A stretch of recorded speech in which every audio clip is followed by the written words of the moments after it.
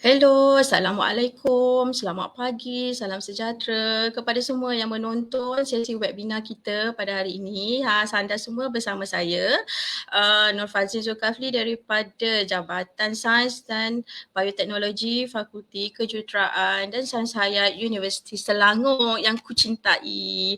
Okey, pada hari ini anda semua bersama saya untuk satu sesi webinar. Okey, dan sesi webinar kita pada hari ini adalah bertajuk aplikasi bioteknologi dalam teknologi makanan, dan kita akan bincangkan dua teknologi yang sangat penting dalam makanan ni, industri makanan, iaitu pengawetan dan teknologi fermentasi ataupun kita panggil fermentation. Okey, sebelum kita mulakan webinar kita hari ini, saya memang mengalu-alukan kedatangan, kehadiran semua penonton kita hari ini, tak kiralah pelajar, ibu bapa, kawan-kawan, sahabat handai semua. Okey, kita tengok, kita cuba bincangkan apa yang penting untuk teknologi makanan hari ini. Okey, kita sembang-sembang santai di pagi hari Ahad ini. Okey, seperti yang saya maklumkan, topik webinar kita hari ini adalah aplikasi bioteknologi dalam teknologi makanan, pengawetan dan teknologi fermentasi. Okey, untuk itu kita telah jemput dua orang ahli panel yang memang berpengalaman luas dalam bidang teknologi makan. Okey, kedatangan khas daripada Politeknik Sultan Ahmad Shah Kuantan. Okey, iaitu TS Zaliha binti Ismail. Okey. Assalamualaikum Puan Zaliha. Waalaikumsalam. Okey, boleh dengar, boleh lihat saya hari ni? Boleh dengar ke? Boleh dengar? Okey, clear. Okey. Terima kasih. Okey. Saya kenalkan sedikit biodata ataupun description Puan TS Zaliha ni. Okey, beliau sebenarnya adalah seorang pensyarah kanan di Jabatan Teknologi Makanan di Politeknik Sultan Ahmad Shah Kuantan dan memperolehi kita kata ijazah sarjana sains teknologi makanan daripada Universiti Sains Malaysia, dan sebelum tu beliau merupakan seorang graduan daripada program sarjana muda teknologi makanan daripada USM juga. Okay, selamat datang Puan Zaliha.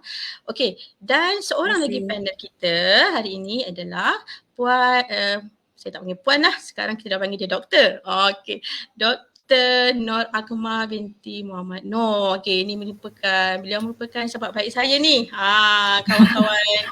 Kawan-kawan di fakulti. Okey, so Puan Dr. Nur Akmal mempunyai PhD di dalam, saya rasa dalam teknologi makanan juga ya, Doktor? Ya, betul. Daripada UiTM, Shah Alam. Okey. Dan sebenarnya beliau adalah seorang pensyarah dan juga penyelaras program ijazah sarjana muda industri bioteknologi di Jabatan Sains Bioteknologi Fakulti Kejuruteraan dan Sains Hayat UNISEF. So selamat datang TS Dr. Nur Akmal. Okey, terima kasih untuk kedua-dua panel kita hari ini kerana sudi meluangkan masa yang berbahagia. Ni pukul 10 pagi ni, waktu kita bersama anak-anak ni, waktunya makan semua kan. So terima kasihlah kerana sudi meluangkan masa untuk join program kita hari ini. Sebelum kita start, apa yang saya nak minta pada semua penonton, saya minta semua orang share, like dan komen kita punya webinar hari ini supaya kita boleh sebarluaskan maklumat dan info yang akan kita bincangkan hari ini. So kita share, kita like dan kita komen. Kita minta tolong kepada semua penonton kita supaya ramai yang boleh dapat info daripada sesi perkongsian kita hari ini. Sebenarnya untuk makluman kedua-dua panel dan juga peserta, series kita kata webinar kita ni adalah satu series webinar yang kita iaitu kami daripada Fakulti Kejuruteraan cuba anjurkan untuk memberikan info mengenai bidang sains, teknologi dan kejuruteraan kepada semua lapisan masyarakat, terutamanya kepada pelajar-pelajar kita. Sebabnya bila kita kata tentang sains dan teknologi kejuruteraan ni, ramai ni student confused, apa benda lah yang aku nak belajar, apa benda lah yang aku akan jadi ataupun apa benda kejaya aku selepas ni, macam itulah. So sedikit perkongsian untuk bidang makanan. So bila kita kata makanan ni, kita ni selalu membayangkan wah sedap, kita nampak makanan indah-indah, ayam apa semua kan. Tapi sebenarnya untuk setiap makanan tu dia mempunyai sifat-sifat kimia ataupun sifat-sifat makanan dia tersendiri. Dan lagi satu, kalau kita semua ingat ketika pandemik COVID-19 mula melanda, cuba bayangkan masa tu apabila saya rasa Malaysia start kerajaan umumkan perintah kawalan pergerakan kan, PKP pada 18 Mac 2020 yang lalu. So ada panic attack. So kalau kita tengok pasar raya, pasar semua dipenuhi oleh kita lah, rakyat-rakyat ni yang membeli makanan. Dan kita kadang-kadang kita ni bila kita panik ni, kita beli makanan dan kita tak perlu membeli makanan banyak-banyak macam tu kan. Sekiranya kita tahu dua teknik ni, pengawetan dan teknologi fermentasi ni kan, kita boleh try to, kita kata kurangkan kita pergi ke kedai tu. Kalau kita beli barang fresh, kita boleh buat awet. Kita boleh awet dan makanan tu boleh tahan lama. So saya rasa kita boleh terus kita tanya teruslah soalan kepada panel kita yang pertama. So kita start dengan Puan Zaliha. So Puan, bila kita kata teknologi makanan, kan? Apa sebenarnya yang kita belajar ataupun apakah itu sebenarnya teknologi makanan, Puan? Mungkin Puan boleh terangkan sedikit apakah itu teknologi makanan, Puan? Sila. Terima kasih kepada moderator kita pada pagi ni yang sangat orang kata bersemangat. Nampaknya moderator lebih bersemangat ni daripada panel ni. Ya, sebab pukul 10 pagi kan. Kita assume kita semangat sikit. Puan, okay. Okey. Sila Puan. Macam mana teknologi makanan? Daripada Puan dan Fazrin bagi tahu tadi tu sebenarnya dah banyak tu cover yang bahagian saya tu sebenarnya. Okey, tapi tak apalah. Berkenaan dengan teknologi makanan, food technology, mungkin saya difahamkan audiens kita pada hari ini kebanyakannya pelajar, kan? Jadi saya rasa pelajar-pelajar pun student semua dah faham sebenarnya. Saya cuma orang kata refresh je lah information berkenaan dengan teknologi makanan. Okey, seperti yang kita tahu teknologi makanan, mungkin sebelum ni pelajar-pelajar apply untuk subjek, apply untuk diploma ataupun degree dalam bidang food technology. Mungkin sebelum ni tak tahu kan apa itu teknologi makanan. Bila sebut makanan, kita rasa macam yang ada yang masak-masak ke ataupun yang jadi chef ke buat roti kan, masak kat dapur. Mungkin itu the first orang kata first thing yang nampak lah, yang terbayang dalam kepala masing-masing kan, betul? Saya rasa macam itulah. Most of the students kalau saya tanya memang macam tu dia punya respon bila saya tanya. Jadi kita tengok apa sebenarnya food technology. Okey, teknologi makanan memang dia akan berkait dengan makanan. Kalau ikut dari segi definisi, teknologi makanan ni merupakan aplikasi sains makanan. Jadi sebelum kita faham berkenaan dengan teknologi makanan, apa itu teknologi makanan, kita kena faham dulu apa itu sains makanan. Sebab dia berkait. Kalau ikutkan definisi aplikasi sains makanan terhadap pemilihan, pengawetan, pemprosesan, pembungkusan, pengedaran dan juga penggunaan makanan yang selamat. Itu dari segi definisi lah yang saya dapat berkenaan dengan teknologi makanan. Jadi kenapa saya kata kita kena kaitkan dengan sains makanan? Dia ada perkaitan yang sangat kuat di situ. Sebab before kita faham berkenaan dengan teknologi makanan, kita kena faham berkenaan dengan sains makanan dulu. Apa itu sains makanan? Okey, saya terangkan sikit berkenaan dengan sains makanan. Sains makanan ni merupakan sains asas ataupun aplikasi sains terhadap makanan. Jadi contoh maksudnya skop dia tu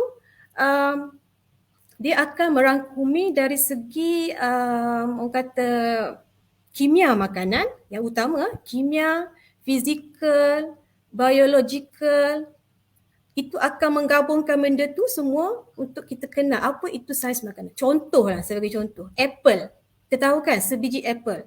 Kita nampak apple, okey, apple boleh makan, apple dah masak boleh makan kan. Tapi dari sudut sains makanan sebenarnya kita kena faham. Apple yang masak tu macam mana? Dari segi psikologi, dari segi post harvest dia.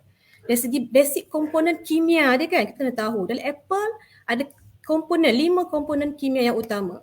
Karbohidrat, protein, semualah lipid, semua kita kena faham yang tu. And then dari segi biological. Biological lebih kepada post harvest tadi ataupun dari segi kita boleh tengok kat sini kalau biological dia akan lebih kepada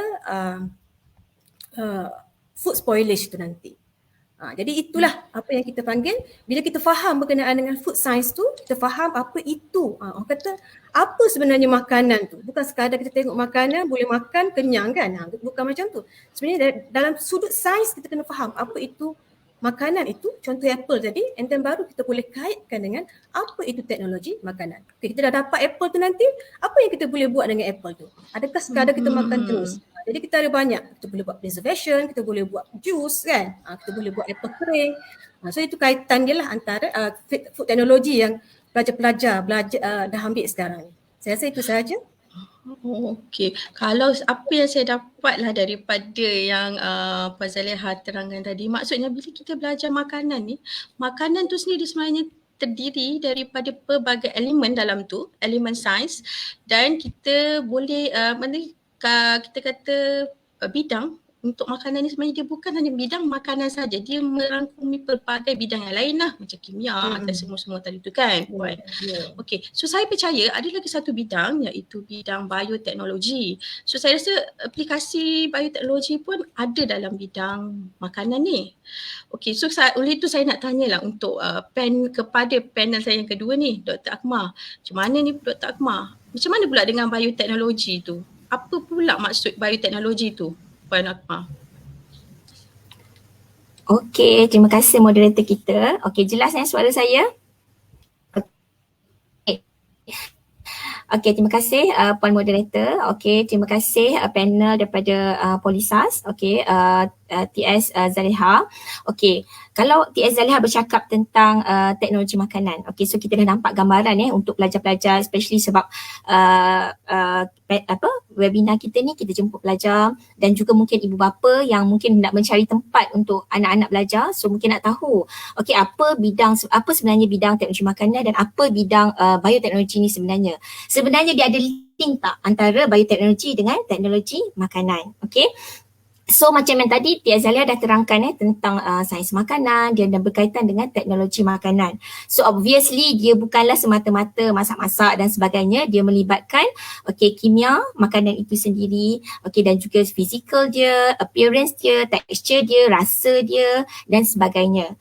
Sekarang kita nak tahu apa kaitan teknologi makanan dengan bioteknologi. Okay, so saya akan bagi, since kita punya webinar ni santai-santai kan, so kita tak nak bagi sesuatu yang berat lah untuk penonton kita dengar. Okay, so saya akan bagi sedikit lah definisi tentang bioteknologi itu sendiri. Okay, so bila cakap pasal bioteknologi, dia menggabungkan antara dua perkara kan. Biologi dan juga teknologi. So itu obviously lah kita nampak bioteknologi ni adalah sebenarnya penggunaan teknologi yang melibatkan benda hidup, benda hidup seperti mikroorganisme, mikroorganisma lah kan. Bakteria, kulat, virus dan sebagainya. Algae, dalam bidang kalau kita kaitkan dengan pemprosesan makanan, teknologi makanan, maksudnya kita menggunakan mikrob ini dalam teknologi makanan.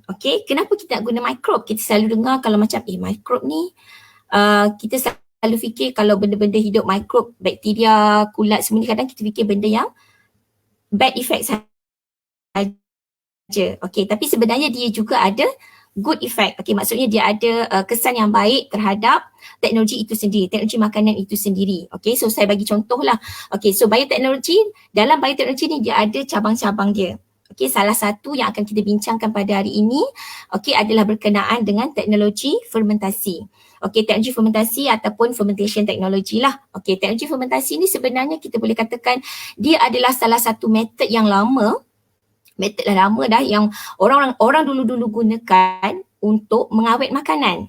So dia menjawab ataupun dia ada hubung kait dengan teknologi makanan. So kita menggunakan teknologi fermentasi ini dalam teknologi makanan. So sebenarnya dia adalah satu cabang utama dalam bioteknologi yang kita boleh aplikasikan dalam teknologi makanan. So adik-adik semua mungkin tak perlu Nero fikirkan sangat tentang teknologi fermentasi ni, semata-mata hendak hasilkan makanan yang terferment lah. So saya bagi contoh makanan terferment. Contoh yang boleh nampak, kalau traditional punya fermented food, contoh kata adalah tapai yang selalu kita makan waktu raya kan. Tapai dan kita ada tempe. Ini adalah orang kata makanan ferment yang memang tradisional, yang memang orang dulu dah buat. Budu contohnya yang kita makan hari-hari, kicap, dan yang lebih moden sikit lah ada cheese, keju, ada apa lagi, ada yogurt. Ini semua adalah penggunaan teknologi, bioteknologi dalam teknologi makanan. Nanti kita akan kupas lebih lanjut lah. Dr. Akmal, sebelum saya nak tanya, maknanya memang kita perlukanlah bioteknologi ni dalam teknologi makanan. Betul? Ya, setuju. betul. Kita perlu sekali. Kita perlu dalam penggunaan, dalam aplikasi bioteknologi dan teknologi makanan ini sangat berkait rapat lah. So bukan semata-mata kita belajar bioteknologi, so bioteknologi semata-mata. So di bawah bioteknologi ada cabang-cabang dia yang akan kita kaitkan atau kita hubungkan dengan teknologi makanan. Okey, so sekarang saya dah clear. Okey, macam mana kita nak gunakan bioteknologi ni dalam aplikasi makanan. Okey, so terima kasih Dr. Akmal untuk penjelasan mengenai bioteknologi tadi. Okey, so saya nak tanya pula pada Puan Saliha. So tadi Dr. Nur Akmal ni dia ada inform tentang satu term yang saya pun sebenarnya tahu tapi tak berapa jelas, iaitu pengawetan. So macam mana Tia Zaliha, macam mana apakah itu yang kita katakan teknologi pengawetan dan macam mana dia berfungsi untuk kita kata, adakah dia macam pengawetan tu actually preserve kan? Macam mana, apakah fungsi-fungsi sebenarnya bila kita membuat pengawetan makanan ni? Puan Zaliha. Okey, terima kasih moderator kita dan juga kepada teknologis Dr. Nur Akmal, sahabat lama saya ni Oh, Okey. ya ke? Jadi berkenaan dengan pengawetan makanan, pengawetan makanan, benda ni, bidang ni sebenarnya memang bidang yang dah lama lah. Semua orang tahu kalau kita sebut pengawetan makanan, mesti semua orang tahu apa itu pengawetan, kan? Kita tahu pengawetan tu maksudnya kalau pengawetan ni mesti kita nak bagi makanan tu tahan lama. Itu yang biasanya orang faham lah, yang faham pengawetan. Dan saya rasa semua orang pun dah pernah buat, di rumah. Dan ni kita boleh simple, kita boleh buat yang paling mudah pun di rumah kita. Contohnya berkenaan dengan pengeringan. Okey, tapi sebelum tu suka saya nak jelaskan juga dari segi definisi apa itu pengawetan makanan mengikut Porter and Hotchkiss 1995. Pengawetan makanan ni merupakan satu kaedah ataupun tindakan ataupun kaedah yang memang direka, dilaksanakan untuk mengekalkan makanan pada kualiti yang kita inginkan, kualiti yang selamat lah. Biasanya kalau dari segi kualiti yang kita inginkan, dari segi kualiti yang selamat. Jadi sebenarnya kaedah pengawetan ni banyak sebenarnya kaedah pengawetan ni. Tapi untuk hari ini kita akan fokuskan pada teknik fermentasi yang Dr. Akmal dah cakap tadi. Jadi kita tengok kat sini ada banyak. Ada teknik preservation yang dah lama. Contohnya tadi pengeringan, penyejukan, fermentasi. Inilah kaedah-kaedah yang dah lama.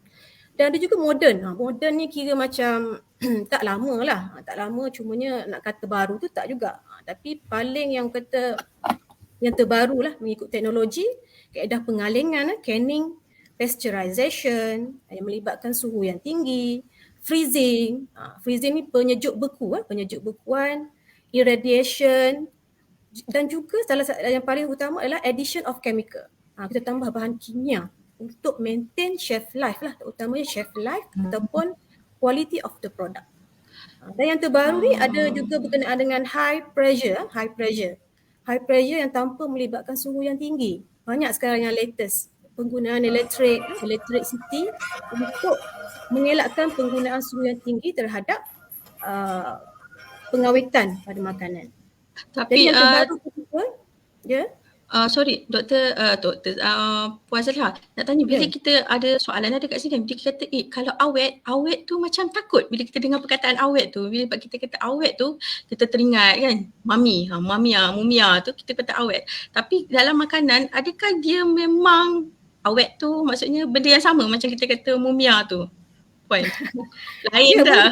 Boleh dikatakan benda yang sama sebab kalau tanpa pengawetan kita takkan dapat nampak mumia sekarang. Kan? Betul? Sekiranya tak ada pengawetan, kita tak boleh nampak mumia tu sekarang. Jadi kaedah pengawetan memang dah lama dilaksanakan sejak zaman berkurun-kurun dulu. Cuma kaedah dia berbeza lah. Kalau kita tengok kaedah yang di Mesir mengawet mumia tu memang kaedah yang paling orang kata sangat canggih lah pada masa tu kan. Sekarang pun masih digunakan. Sebenarnya kalau kita kata kesimpulan, memang dah lama kita ada pengawetan ni. Cuma sekarang ni baru kita kata sebenarnya pengawetan tu adalah satu bidang sains. Betul tak Puan Zaliha? Ya, pengawetan. Dan pada hari ni kita apply pada makanan. Pada makanan. Maksudnya makanan pun kita boleh simpan lama seperti bukan nak kata lama selama macam mumia tu, dia adalah tempoh kan. Takkanlah daripada zaman dulu kita boleh makan sampai zaman sekarang. Tak ada. Jadi berkait dengan pengawetan ni, biasanya kalau kita buat pengawetan, biasanya dia akan melibatkan kita boleh kaitkan dengan kerosakan makanan. Kenapa kita nak awet makanan? Persoalan tu kita kena fikir juga. Kadang-kadang kenapa nak awet kan? Kenapa kita nak awet? Kita nak lakukan proses freezing, kita nak buat pengeringan, kita nak buat fermentation. Kenapa? Jadi salah satu sebab utama yang kita boleh nampak kat sini adalah untuk memanjangkan jangka hayat sebab dia berkait dengan kerosakan makanan. Bila kita buat pengawetan makanan, actually kita nak sebab dia berkait dengan kerosakan.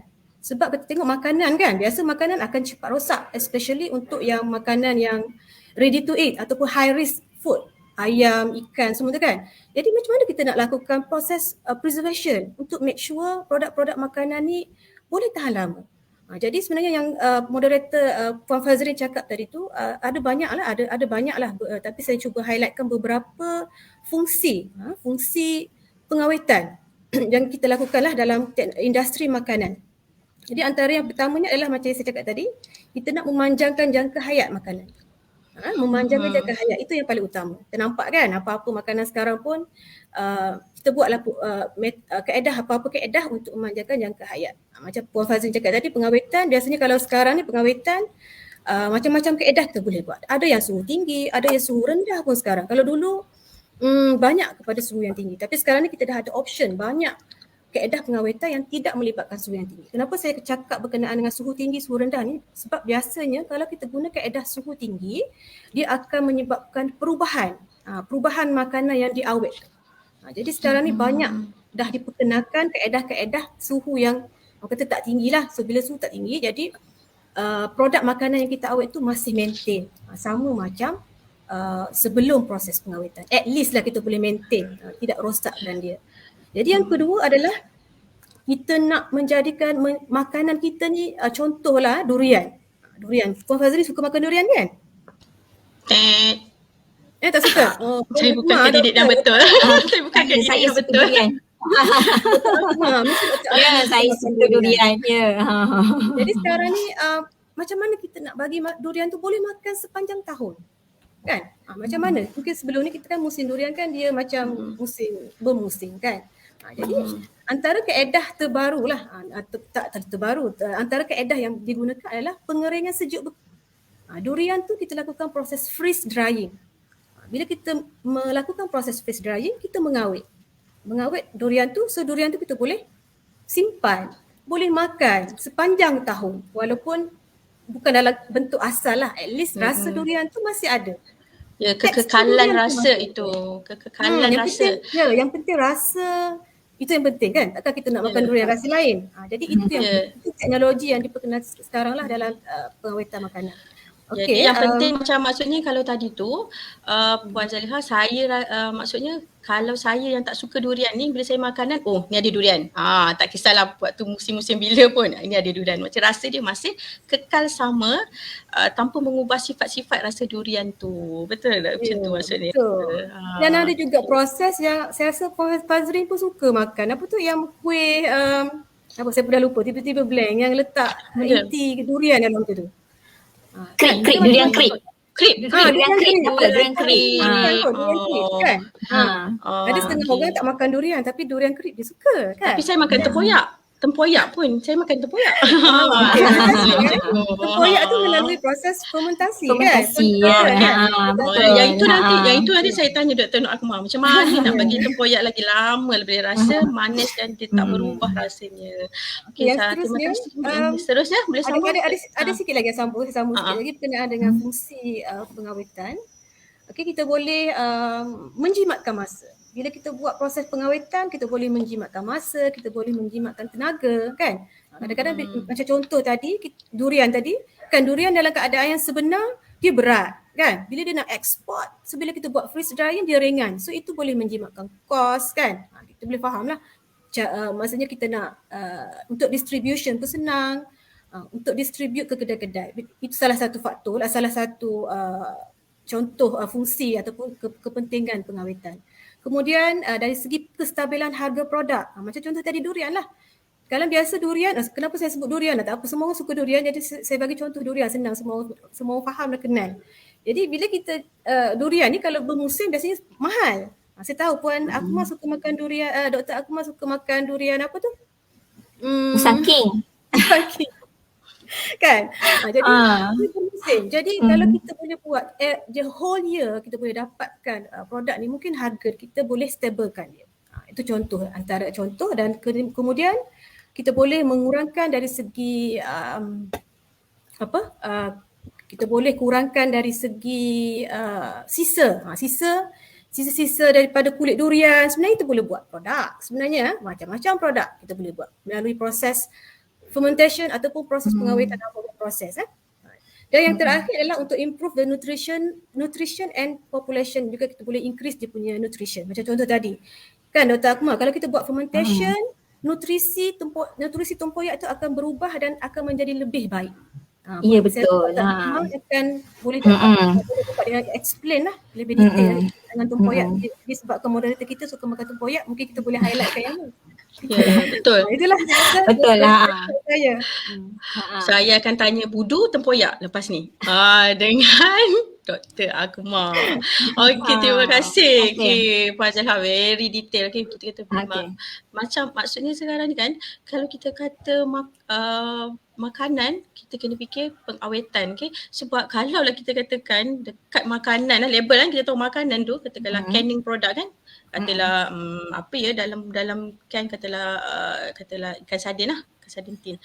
Kalau dia letak brand situ pengawetan, mesti ramai orang tak suka. Tapi sebab bila dia letak nama sardin, okey, beratur ni orang beli. Lagi hari tu kan masa PKP COVID, habis tin sardin dekat pasar raya. Okey, so itu adalah salah satu sumbangan daripada teknologi makanan kepada kita consumer. Kita boleh dapatkan bekalan makanan yang sihat, bersih dan selamat untuk kita consume. Okey, tadi tadi tak salah Puan Zaliha, dia ada sebut mengenai fermentasi. Ni lagi satu term, fermentasi. Sebenarnya dia ada perkataan tradisional yang kita panggil daripada fermentasi ni. Saya rasa nama dia ialah penapaian. Betul ke? Betul.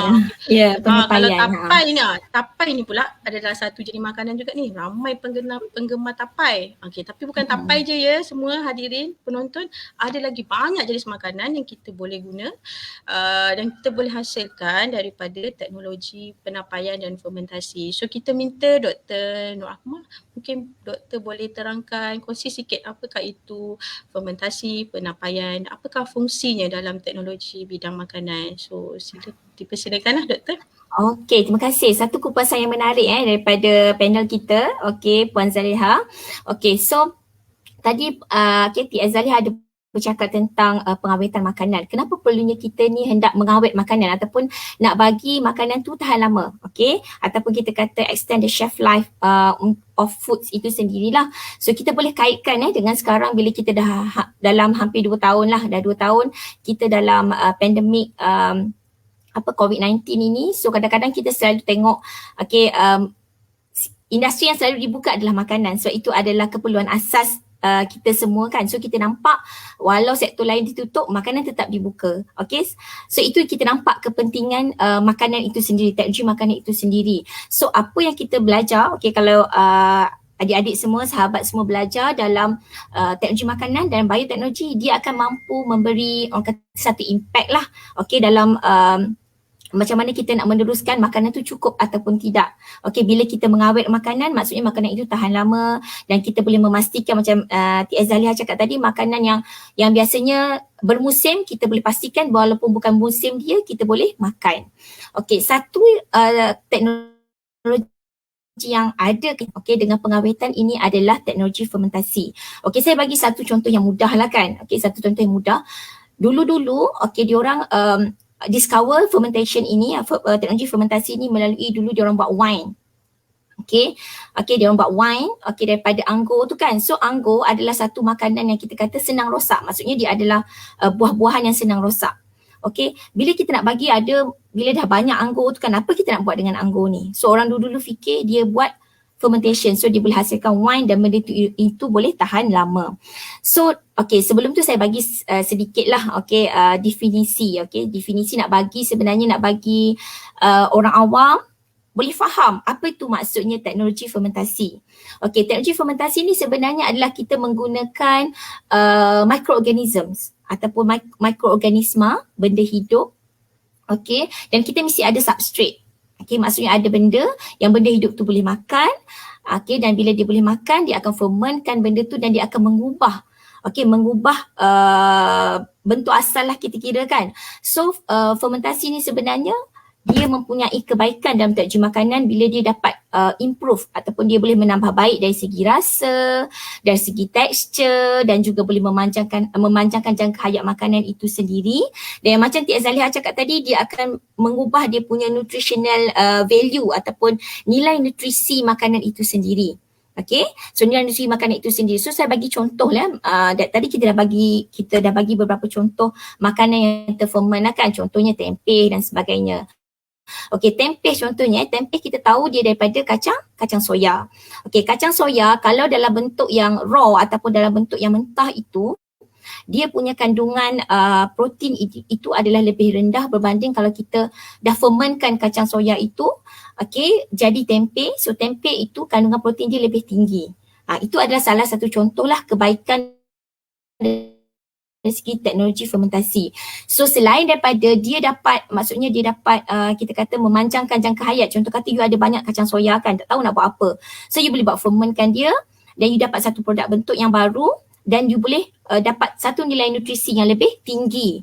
Dari segi nilai makanan dan nilai protein dia sendirilah. So itu adalah kelebihan fermentasi. Maksudnya boleh improve dia punya rupa, dia punya tekstur, dia punya rasa, dia punya nilai nutrisi. Dan satu lagi saya bagi contoh kita punya susu. Susu segar. Dulu kan kita susu segar kan, kita ambil susu segar daripada lembu. Kadang-kadang susu tu, orang kata susu tu tak tahan lama lah kan sebab dia adalah antara perishable food. Makanan yang senang untuk rosak. Kalau kita tidak menyimpan susu itu pada suhu yang sebetulnya lah macam Tia Zaliha cakap tadi kan. So salah satu cara kita boleh buat susu tu, kita boleh buat fermentasi. Buat fermentasi kita boleh menghasilkan yogurt, kita boleh menghasilkan cultured drink yang macam you all semua tengok apa? Vitagen, yang seperti dengannya lah, Vitagen, Yakult dan sebagainya. Salah satu kelebihan daripada fermentasi ni kan, ada setengah orang, tak tahulah, mungkin setengah orang dewasa bila dia minum susu segar, susu biasa, susu segar tu, dia akan rasa tak selesa. Rasa sakit perut, rasa bloating, rasa macam berangin, tak boleh terima susu. Itu sebenarnya adalah satu situasi kita panggil lactose intolerance. Dia tak boleh orang kata dia intolerance kepada lactose lah. Maksudnya dalam badan dia kekurangan enzim untuk cernakan lactose dalam susu tu. So jadi dia tak boleh minum susu. Tapi kalau susu tu kita buat fermentasi, kita hasilkan yogurt ke ataupun kita hasilkan cultured drinks susu tu, ataupun kita buat dalam bentuk cheese ke susu tu. So dia boleh makan. Dia boleh makan cheese, dia boleh makan yogurt. Sebab apa? Sebab nilai nutrisi dia kita dah ubah melalui fermentation, melalui orang kata action of microbe itu sendiri. Bakteria dalam tu, bakteria baik dalam susu tu, so dia akan fermentkan dan dia akan menghasilkan enzim, so dia akan mengubah orang kata struktur kimia asal susu itu menjadi suatu yang orang dewasa yang lactose intolerance tu dia boleh consume. Susu dalam bentuk yang terferment. Itu adalah salah satu orang kata kelebihan daripada teknologi fermentasi itu sendirilah. So kita boleh nampak cabang daripada teknologi fermentasi. Satu, untuk kita ubah dari segi sifat-sifat makanan. So kita nak tambah baikkan dia punya tekstur, dia punya rasa dan dia punya nilai nutrisi. Contoh kandungan protein yang lebih tinggi, kandungan fenolik yang lebih tinggi contohnya. Dan juga satu lagi dia boleh mengubahlah siapa yang tak boleh minum susu tu, dia boleh minum susu sebab dia mengubah nilai nutrisi. Dan satu lagi dia boleh mengurangkan masa memasak. Dia boleh mengurangkan masa memasak bila kita applykan teknologi fermentasi. Contoh macam kacang soya kan. Lama kan you nak kena masak, nak kena rebus dia, nak kena ni dan sebagainya. Bila kita dah tukarkan dia, fermentkan dia menjadi tempe. So kalau nak goreng pun sekejap je tempe tu dia cepat masak. So itu adalah antara kelebihan daripada fermentasi itu sendiri. Okey, dan dalam setengah keadaan, okey, teknologi fermentasi ni dia boleh remove ataupun dia boleh buang toxic compound pada makanan raw itu melalui fermentation. Sebab dia dah ubah tadi kan, saya cakap dia dah ubah tadi dia punya structure of bahan mentah itu, so dia boleh buang benda-benda yang toxic. So benda itu menjadi lebih selamat untuk dimakan. Okey, contoh kata satu ada sebatian yang tidak, orang kata yang ada setengah tu allergic, tak sesuai. So dia boleh remove melalui teknologi fermentasi. Okey, itu adalah antara contohnya lah. Okey, meningkatkan nilai nutrisi makanan. Okey, boleh bagi yang tak boleh minum susu, boleh minum susu. Boleh mengurangkan masa memasak. Okey, dan boleh membuang orang kata benda yang toksik lah melalui fermentation itu sendiri. Dan satu lagi yang menariknya saya nak kupas balik tentang tadi Tia Zaliha cakap kan, contoh kata dia kata durian.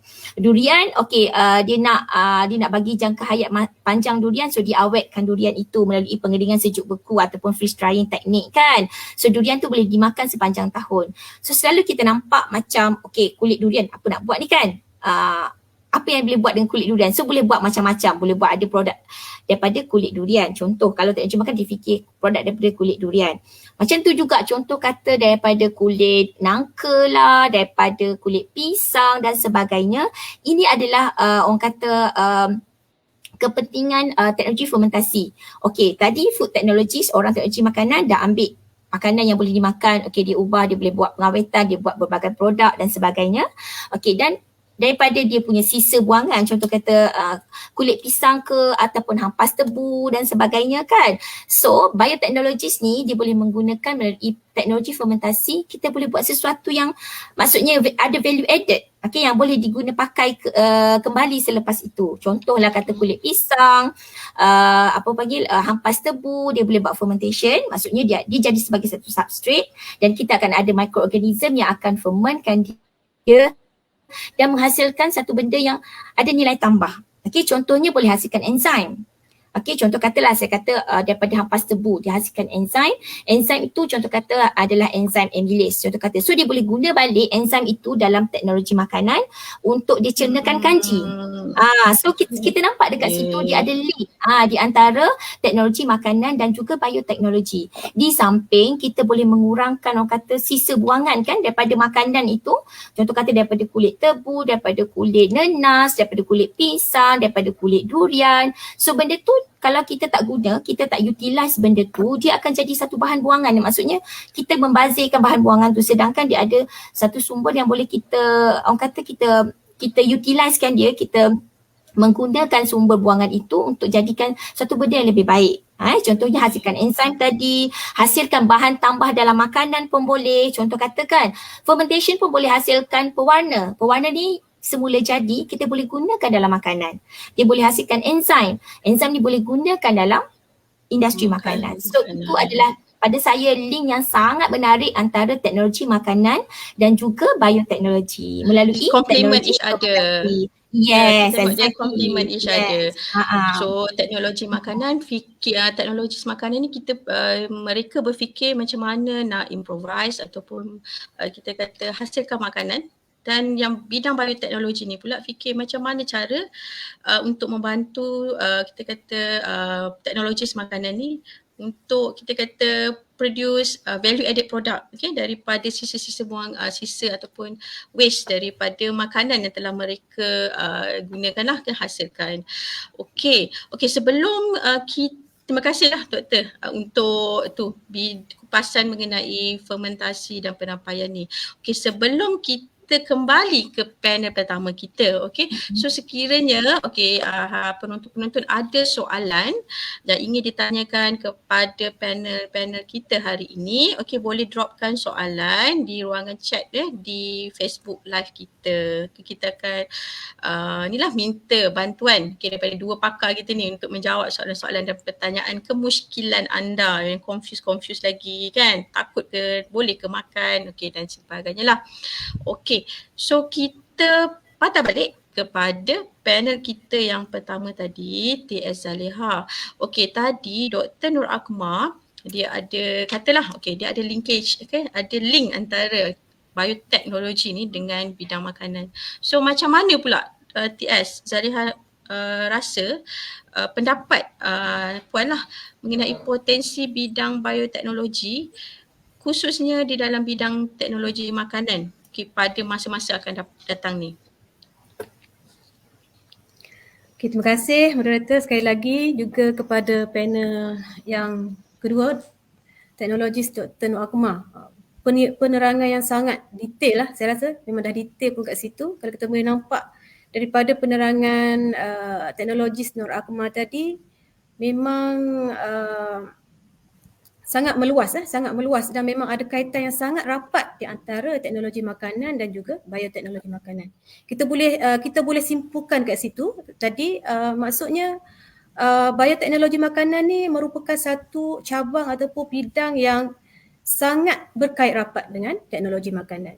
Kita boleh nampak tadi macam-macam kan, macam-macam produk kita boleh apply daripada bioteknologi, bidang bioteknologi ni kepada penghasilan produk makanan terhadap pemprosesan produk makanan, especially maksudnya yang melibatkan proses fermentasi. Tadilah yang kita highlightkan dalam webinar pada hari ini adalah fermentasi. Jadi kalau kita boleh nampak yang daripada contoh-contoh yang teknologis Dr. Nur Akmal ceritakan tadi, macam-macam produk yang kita boleh dapatkan daripada gabungan antara dua ni, teknologi makanan dan juga bioteknologi, ataupun lebih kita bila kita gaulkan sekali, mixkan sekali, namanya adalah bioteknologi makanan.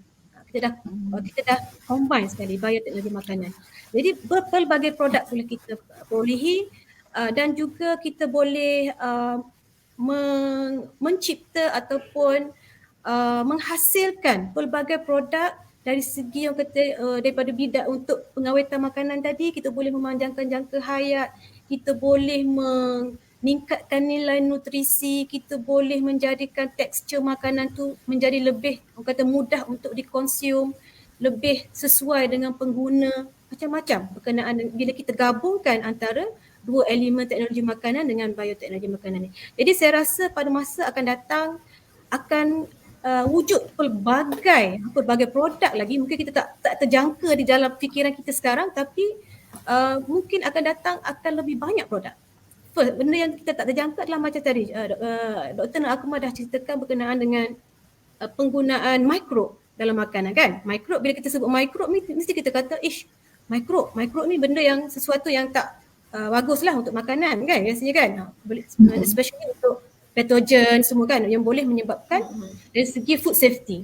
Tapi kita kena ingat mikrob ni ada mikrob yang kita boleh gunakan untuk menghasilkan makanan yang lebih baik dari segi kandungan nutrisi.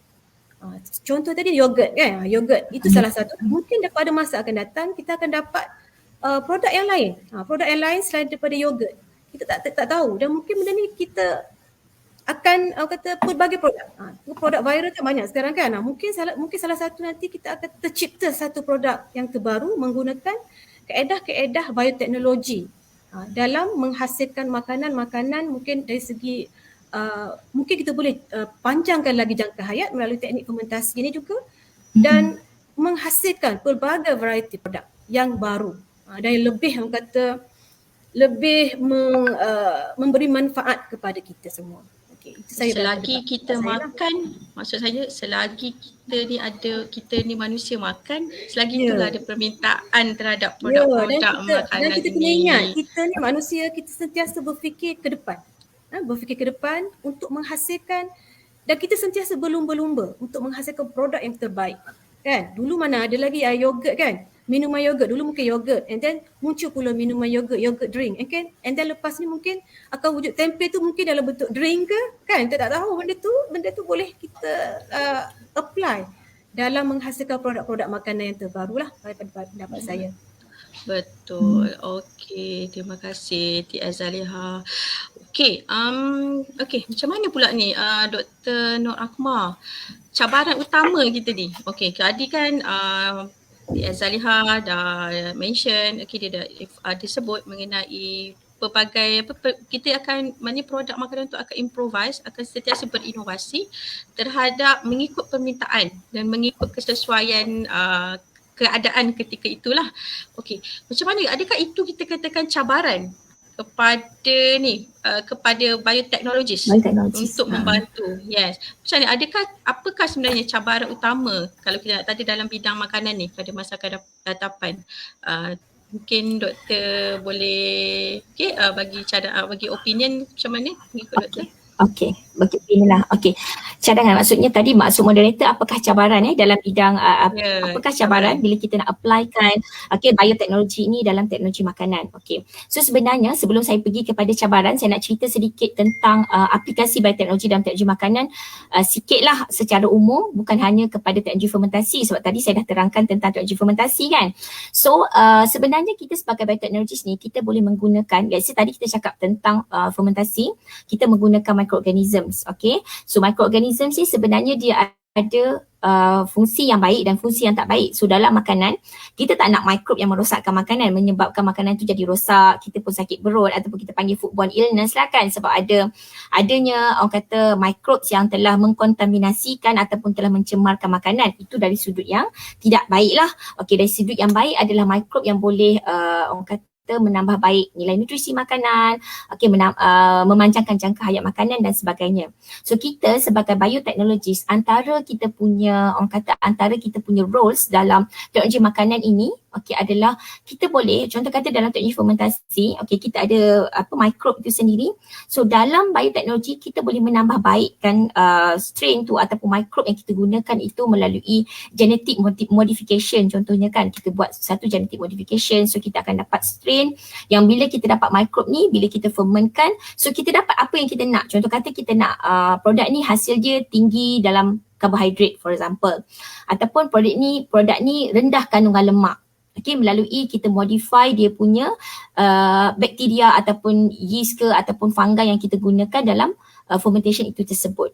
So maksudnya dia berkait dengan satu lagi term yang baru iaitu recombinant DNA teknologi. So kita boleh ubah melalui DNA itu sendiri, so kita boleh menambah baik produk makanan itu melalui fermentation, dan fermentation itu menggunakan mikrob yang telah kita ubah suai lah untuk dapatkan ciri-ciri yang kita kehendaki. Itu adalah salah satu roles of the biotechnology dalam teknologi makanan. Dan sekarang juga dalam bioteknologi ini kita ada dalam development of, kita nak hasilkan kit, macam kata tadi sekarang kan dalam COVID-19 kita ada kit yang gunakan ILIO tu kan, RTK antigen tu yang kita boleh check kita positif ataupun negatif COVID-19 punya virus kan. So dalam teknologi makanan dan bioteknologi ni mereka yang dalam bioteknologi ini boleh sedang dalam development untuk sediakan kit. Kit tu kita boleh check makanan ni selamat tak selamat untuk dimakan, dia dah rosak ke tak. So sekarang macam-macam dia orang developkan orang kata packaging. Packaging yang mana kalau packaging itu boleh memastikan makanan tu segar, dan dia ada satu indikator yang mana bila kita tengok contoh kata dah berubah dia punya packaging tu menunjukkan bahawa makanan dia tak segar lagi. So itu adalah menariknya bidang bioteknologi yang bila kita applykan dalam teknologi makanan. Dah ada satu tools ataupun kit yang kita boleh tengok tahap keselamatan makanan itu sendirilah. So itu adalah antara sumbangan bioteknologi dalam teknologi makanan. So dalam development of kit dan sebagainya kita nak improve dia punya melalui teknologi fermentasi. Bila kita bercakap tentang cabaran, cabaran macam mana kita nak applykan bioteknologi dalam teknologi makanan. Yang pertama adalah kita nak tengok dari segi cost lah, maksudnya dari segi cost. Dari segi cost tu maksudnya dari segi macam mana, ada tak dari segi industri yang sanggup melabur untuk memberikan kita ni dari segi kita punya research. Ada tak industri yang sanggup melabur dan contoh kata nak develop satu packaging yang boleh menentukan, yang ada satu indikator menunjukkan bahawa makanan itu segar ataupun tak segar. Kalau kita nak beli makanan tu dekat pasar raya. So itu adalah salah satu dia punya cabaran lah. Dari cabaran adalah dari segi cost lah. Dari segi cost tu maksudnya dari segi syarikat mana yang nak melabur. Bila ada researcher yang dah orang kata dah bersedia untuk melakukan research tersebut. Dari segi orang kata commercialization dia. Dari segi research kita mungkin boleh buat di peringkat universiti dan sebagainya, lab testing, tapi bila nak pergi kepada orang kata kepada yang lebih besar skala dia untuk industri, so kita memerlukan cost dan kita memerlukan orang kata commercialization cost dan sebagainya, yang itu adalah cabaran utama lah dari segi orang kata nak kena cari satu proactive industrial strategies lah, cost untuk melabur untuk buat satu projek itu sendirilah. And then satu lagi kita kena tengok kepada tahap sosioekonomi pengguna sendiri. Maksudnya dari segi macam mana pengguna itu membuat pilihan ketika hendak membeli makanan. So dia nak pilih makanan yang macam mana, yang nilai nutrisi dia tinggi ke, yang macam mana ke, so kita kena tengok dari segi, mungkin ada setengah pengguna dia compare dari segi harga saja, dia nak makanan yang murah, tapi mungkin dia tak tengok dari segi kualiti dan keselamatan makanan itu sendiri. So itu dari segi itu kita ada cabaran macam mana kita nak, orang kata nak increase awareness, macam mana kita nak meningkatkan kesedaran kepada pengguna kita, macam mana kita bila kita hasilkan satu produk makanan yang berkualiti tinggi, yang ada nilai nutrisi yang tinggi, mungkin ada setengah pengguna yang tak apalah kot, macam dia ada, orang kata dia punya justifikasi sendiri untuk memilih makanan itu sendirilah. So dari segi awareness itu adalah salah satu cabaran lah dalam bidang bioteknologi kita aplikasikan dalam teknologi makanan. Lepas tu dari segi orang kata bila contoh kata satu produk makanan dihasilkan, kita perlu contoh kata kita di sebuah negara, kita nak ekspor kepada negara yang lain. So bila kita nak ekspor kepada negara yang lain, kita perlu memenuhi dia punya spesifikasi untuk kita ekspor makanan tersebut. Contoh katakan nak ekspor ke negara luar, so kita kena tengoklah dari segi dia punya spesifikasi yang dia nak. Contoh kata halal dekat Australia macam mana, macam itulah. So itu adalah salah satu cabaran untuk kita membangunkan produk itu sendiri, maksudnya dari segi kos, sosioekonomi, dan ada setengah tu mungkin saya boleh sebut sikit lah dari segi orang kata intellectual property lah kan, bila kita ada, maksudnya kita ada kolaborasi dengan beberapa syarikat, institusi dan sebagainya. So kadang-kadang ada konflik sedikit dari segi orang kata intellectual property lah, tapi bendanya itu biasanya kita akan letakkan kepada main organisasi yang bagi orang kata sumber kewangan yang paling tinggi lah untuk satu projek tu. So itu adalah antara cabaran-cabaran lah kan yang bioteknologi ni hadapi. Kita ada beberapa soalan yang saya tengok daripada live chat kita ni. Saya bacakan satu soalan lah ya. Saya rasa soalan ni mungkin TS Zaliha boleh bantu kita. Daripada Cik Muhammad Encik Muhammad Nizam Mansur. Isteri saya graduan bidang teknologi makanan yang minat nak jadi usahawan. Adakah bidang teknologi makanan atau bioteknologi sesuai untuk diceburi oleh usahawan? Boleh tak sekiranya bagi contoh produk makanan yang sesuai untuk dihasilkan oleh usahawan? Saya rasa ni TS Zaliha mungkin boleh bantu Encik Muhammad Nizam ni. Soalan dia. Silakan. Saya pun ada terbaca juga dekat bahagian komen ni, baca tadi. Jadi Cik Nizam. Terima kasih kerana bertanyakan soalan. Betul lah, teknologi makanan sebenarnya satu bidang yang sangat menarik sebenarnya, tapi ramai yang tak tahu. Mungkin ramai yang tak tahu berkenaan dengan teknologi makanan ni, bidang yang boleh orang kata macam teknologi Dr. Akmal bagi tahu tadi. Sangat menarik sebenarnya. Semasa COVID pun antara bidang yang paling orang kata yang diperlukan adalah teknologi makanan. Setahu saya lah, sepanjang COVID ni kemasukan pekerja dalam industri makanan rasanya tak ada yang berkurang. Mungkin sikit je lah, mungkin disebabkan oleh decrease of the production makanan lah di kilang-kilang. Mungkin dia dari segi bilangan pekerja tu mungkin dihadkan disebabkan oleh dari segi SOP semualah. Untuk Cik Nizam ni berkenaan dengan isteri nak menceburi usahawan. kebanyakan ini bergantung Cik Nizam, bergantung kepada raw material apa yang senang untuk isteri Cik Nizam dapatkan. Saya tak boleh nak showkan apa-apa produk.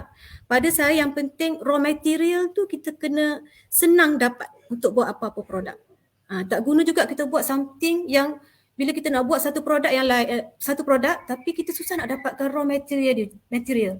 Kita tak naklah sampai kita terpaksa import raw material tu. Cuba Cik Nizam tengok apakah raw material yang boleh ataupun senang untuk disupply kepada untuk isteri Cik Nizam lah sebagai usahawan. Contoh tadilah kalau senang untuk dapatkan kacang soya, so kita boleh, isteri Cik Nizam mungkin boleh lakukan secara kecil-kecil dulu untuk penghasilan tempe. Pada saya penghasilan tempe ni tak ramai lagi lah PKS yang ada persijilan mesti, tak banyak sebab kita bila usahawan ni, saya suka nak nyatakan kat sini, bila usahawan ni terlibat dengan kita panggil PKS lah sekarang ni, perusahaan kecil dan sederhana. Jadi bila kita terlibat dengan produk, penghasilan produk, kita at least perlulah orang kata produk kita tu mendapatkan orang kata program jaminan keselamatan makanan. Itu saya nak highlightkan sikit lah. Sebab saya rasa dari segi pemilihan makanan tadi, saya rasa Cik Nizam mungkin boleh tengok. Saya tak adalah nak showkan apa-apa. Macam saya cakap tadi, kita boleh tengok raw material apa yang senang untuk kita ambil. Contohlah tadi saya beri contoh, kacang soya mungkin boleh hasilkan tempe. Itu salah satu contoh. Ataupun mungkin di sekitar rumah Cik Nizam ataupun boleh dapat senang nenas. Contohlah. Ataupun Cik Nizam mungkin berada di Johor ke, saya tak sure. Jadi poin utama adalah kita kena tahu apa produk raw material yang senang untuk kita akses, kita dapat. Itu je lah. Dan yang kedua adalah yang tadilah saya cakap berkenaan dengan bila kita terlibat dalam penghasilan makanan, suka saya nak ingatkan, makanan tu perlu ada program jaminan keselamatan makanan untuk make sure kita punya produk tu lebih diterima, lebih dipercayai oleh consumer dari segi kebersihan dan juga keselamatan makanan. Itu saja. Okay, terima kasih. Harap-harap Encik yang bertanya ni bolehlah dapatkan sedikit idea selepas daripada maklum balas TS Zaliha tadi. Saya rasa betul kita kena tengok raw material availability kan, TS, betul. Kalau tak ada susah juga, dan juga permintaan, demand lah. Demand juga. Sekarang kita jual tapi tiba-tiba tak ada orang beli. Kita penting pula nak buat marketing. Saya lupa pasal yang tu tadi. Sebenarnya kita kena tengok juga demand. Apa consumer nak, apa consumer perlukan. Kita jangan shock sendiri juga kan, kita buat kita jual, nanti tak ada consumer. Jadi kita kena tengok juga lah, kita kena buat orang kata analisis. Apakah produk yang consumer perlukan. Yang paling dalam keadaan sekarang lah, yang paling mudah. Yang boleh menyelesaikan masalah ke kan. So mungkin contohnya kan ada masalah, so consumer nak, so mungkin kita boleh ni lah. So yang utama saya rasa selain daripada kita nak cari produk yang boleh maksudnya yang boleh menyelesaikan masalah pengguna, demand pengguna. Lepas tu macam TS Zaliha cakap tadi lah, macam kalau buat benda tu home base, kena ambil sijil pengendali makanan kan, TS Zaliha kan. So untuk memastikan makanan kita itu orang kata selamat. So kebanyakan yang buat home base ni, ini salah satu cabaran untuk orang kata bioteknologi dan teknologi makanan ni. Bila makanan yang dihasilkan di rumah, kadang-kadang dia ada low hygiene lah, maksudnya ada setengah tu kita tak tahu tahap kebersihan dia macam mana. So that's why kalau katalah ingin menceburi diri dalam pengusahaan makanan ini, so perlu mengambil sijil pengendali makanan. Dan juga kita pergilah sijil-sijil yang macam untuk keselamatan makanan dan sebagainya, untuk kita berikan yang terbaik kepada consumer kita lah, yang selamat untuk dimakan. Okey, Doktor, ni ada lagi satu soalan ni Doktor. Dia kata lepas dah tengok-tengok ni, ada bioteknologi. Macam mana ni Doktor? UNISA kita ada tawarkan bidang bioteknologi. So macam mana boleh, macam mana kita nak cakap dia perlukan maklumat, maknanya saya akan kita boleh berhubung dengan TS Dr. Nur Akmal lah terus Ya, kan ya, Doktor? ya. Boleh. Ini kita ada ni admin kita dah letakkan link untuk siapa yang berminat untuk mengetahui lebih lanjut mengenai program bioteknologi yang kami tawarkan di UNICEF, boleh terus berhubung dengan TS Dr. Nur Akmal tu. Dah ada keluar dah nombor telefon direct line ni. Kata 24 hours. Bila-bila dia reply. Betul ke Doktor? 24 hours. Sebenarnya kita ni dah di hujung-hujung webinar kita. So sebelum kita tamatkan, kita akan patah balik kepada TS Zaliha. Mungkin TS Zaliha boleh berikan sedikit conclusion tentang topik kita hari ni. TS Zaliha, silakan. Dah habis masa sekejap je rasanya. Itulah, kita rasa nak bercakap lagi Kita cuba lagi pada masa akan datang. Sebenarnya teknologi makanan ni. Itulah sebenarnya macam yang saya dah maklumkan tadi, teknologi makanan ni sangat menarik sebenarnya adik-adik semua. Memang sekarang ni mungkin adik-adik semua tak nampak lah. Tak nampak mungkin masa belajar ni kita tak nampak apa kepentingan dan keperluan kepada komuniti sebenarnya. Sangat orang kata sangat penting. Sangat penting, bidang ni sangat penting dan sangat menarik. So cintailah food teknologi yang adik-adik ambil ataupun yang akan ambil. Benda ni sangat menarik, tak menyesal. Saya jamin tak menyesal ambil program ni, diploma ke degree yang dekat UNICEF ni, memang tak menyesal sebab banyak orang kata input dan juga nanti walaupun ada orang cakap boleh ke saya kerja, saya nak kerja. Biasanya kalau masuk belajar ni mestilah dia nak output dia kan. So apa saya akan jadi? Apa pekerjaan yang saya boleh dapat bila masuk menceburi bidang teknologi makanan ni, bioteknologi makanan ni apa? Sebenarnya sangat luas berbanding dengan yang lain. Adik-adik boleh join, boleh masuk, maksudnya pekerjaan dari segi government, kerajaan boleh, swasta lagilah, usahawan lagilah banyak. Usahawan makanan. Sekarang kita nampak COVID ni macam-macam produk makanan yang muncul. Dan macam-macam. Tak pernah dengar pun ada kan? Kita tak pernah dengar, tak pernah terfikir pun. Tengok Grab Food Panda sangatlah penat di musim COVID. Ini menunjukkan makanan betul. sangat berguna, sangat orang kata sangat related lah, memanglah makanan demand tinggi. Kita demand yang Jadi saya akan menyesal lah. Jadi saya rasa macam saya pun rasa macam makin lama, walaupun saya dah lama dalam bidang teknologi makanan ni, makin hari ke hari saya sangat cintakan, itu boleh cakap cintakan bidang teknologi makanan ni. Tiba-tiba saya rasa nak tukar bidang pula sekarang. Hari-hari lama terlibat, saya rasa macam banyak benda lagi yang perlu saya perlukan knowledge berkenaan dengan teknologi makanan. Itu sajalah bagi saya. Betul, itu yang penting sebenarnya. Kita nak ubah persepsi tu. Bila libatkan macam ni TS, dulu-dulu masa saya apply UPU kan, tengok food teknologi, saya menganggapkan saya akan jadi tukang masak sebenarnya. Tapi bila kita dah masuk ke universiti, kita share dengan kawan-kawan, rupanya mereka yang ambil food teknologi ni bukanlah memasak. Bila tu jadi best pula kawan dengan mereka ni sebab kenyang. Kenyang tu sebab hari ni mereka buat katakanlah belajar subjek apa, adalah macam-macam lah, roti lah, air lah. So kita ni jadi food tester. Memang best lah. Terima kasih Tia Zaliha. Macam mana untuk Dr. Nur Akmal, mungkin doktor boleh buat konklusi untuk kita punya sesi kali ni lah, Doktor.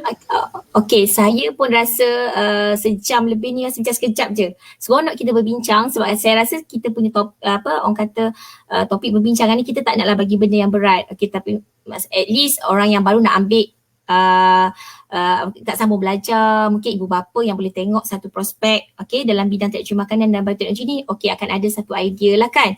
So pada saya lah kan, seperti yang Tia Zaliha cakap tadi, memang bidang teknologi makanan ini adalah satu bidang yang sangat menarik, yang maksudnya walaupun dah lama dalam bidang tu, maksudnya akan ada sentiasa benda baru sebab research ni akan sentiasa berkembang.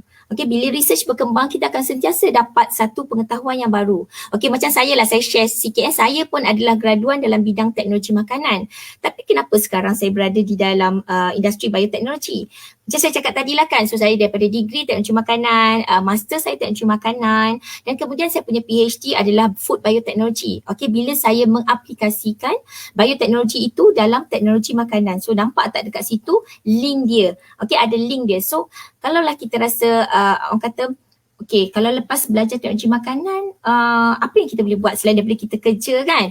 Okay, kalau kata selepas belajar, kata diploma teknologi makanan, nak sambung belajar ataupun degree teknologi makanan, boleh sambung master dalam bioteknologi makanan. Okay, so dia punya ruang itu sangat luas. Okay, jangan nampak makanan tu semata-mata, okay kita masak. Okay, memasak makanan itu sebiji, tak ada. So dia adalah daripada raw material sampailah you buat makanan dan sampailah kepada you punya macam mana you nak utilize waste, okay, waste treatment dan sebagainya, itu di bawah teknologi makanan. Begitu juga dalam bioteknologi. So daripada you terima raw material sampailah you buat waste treatment, itu adalah bidang bioteknologi, daripada upstream processing kepada downstream processing. So ia adalah satu bidang yang menarik.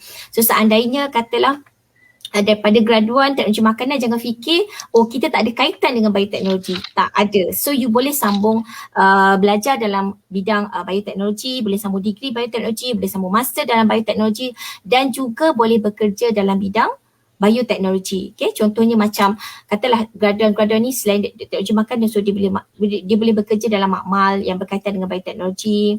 Okay, ada syarikat yang buat makanan yang berkaitan dengan fermented punya makanan, boleh tengok dari segi isu keselamatan makanan, jangka hayat makanan dan sebagainya.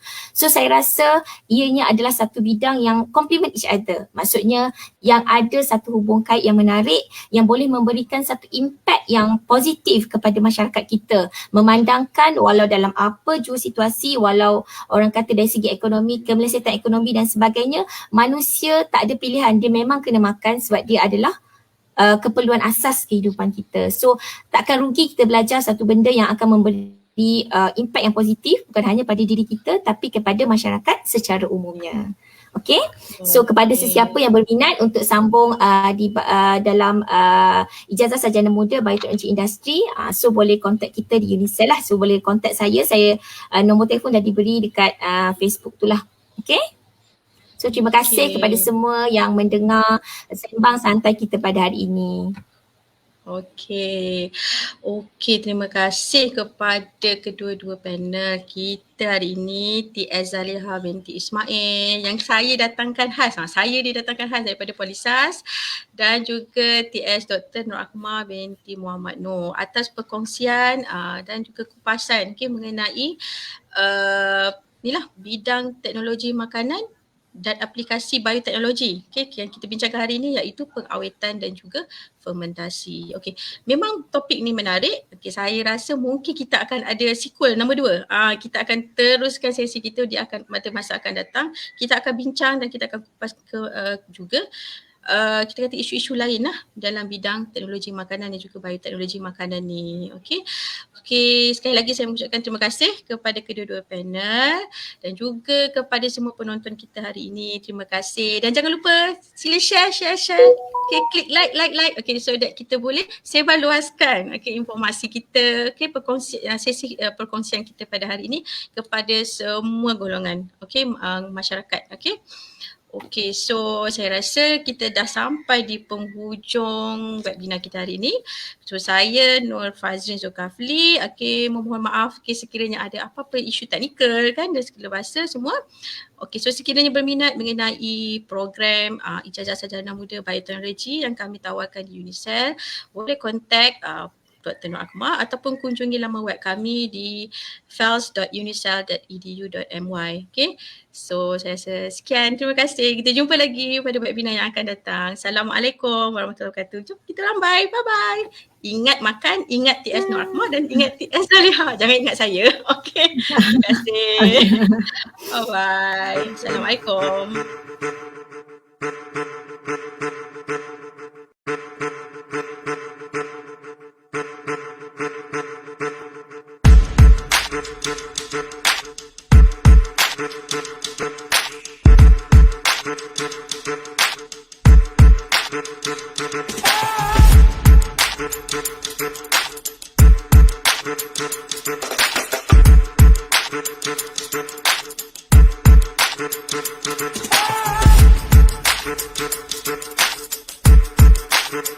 Oh